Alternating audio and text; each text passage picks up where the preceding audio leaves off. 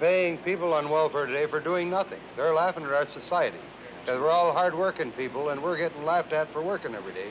Why not have them go to work and clean up the dirty streets in our towns? Well, I agree. For that money. I don't think that anybody ought to get a dime out of welfare who's capable of working. Right. And I think we ought to have a system that doesn't permit that.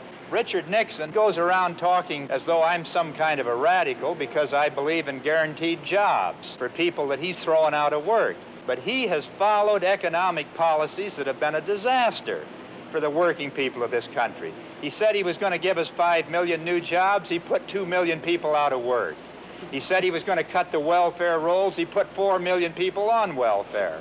That's not my idea of delivering on a campaign pledge. Now, I'm telling you, and I mean it, we're going to do whatever is necessary to provide a job for every able-bodied man and woman in this country who wants to work, and those who don't want to work shouldn't be paid anything in the way of public support.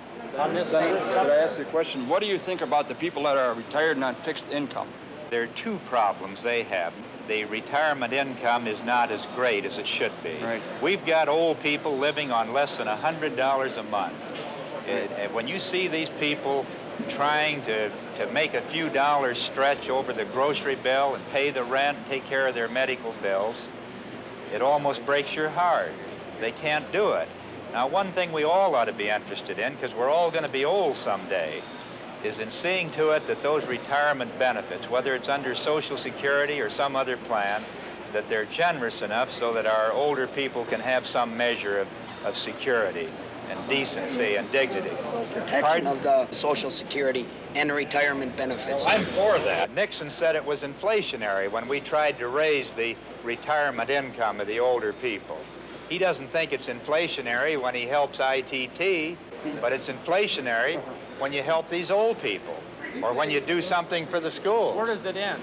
On the welfare system? Not just on welfare. All the way around. The growing bureaucracy and the high administrative cost of government. Well, I think it's a good point. We spend about $1.5 billion running the welfare program alone, just on the red tape. Now, one thing I want to do is end the whole welfare bureaucracy and run the whole thing through the Internal Revenue Service. The working man around here is so disgusted with government. I mean, the taking away of individual freedoms, you know, such as there are figures cast around at 75 to 80%. Both white and blacks alike oppose busing, yet they're going ahead with it. What's your answer to that? You may not like busing. I may not like it. That's not the issue. The question is whether you're going to have a court that rules on constitutional questions of that kind or whether everybody's going to be his own judge. The Supreme Court, and I didn't appoint Warren Burger as Chief Justice of the Supreme Court, Richard Nixon did. And he wrote the decision that a certain amount of busing was required as an instrument of improving the schools. Now, whether you like the decision or not, that's what the court has said. I wouldn't say I like this decision, I'm going to back the court here.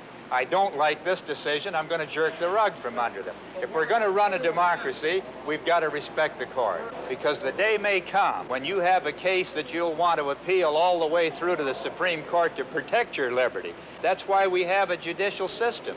That's why we have a trial by jury. You don't always agree with the decisions of the court, but you kill this court system, and you'll kill liberty in this country. McGovern, Democrat, for the people. The people are paying for this campaign with their hard-earned dollars.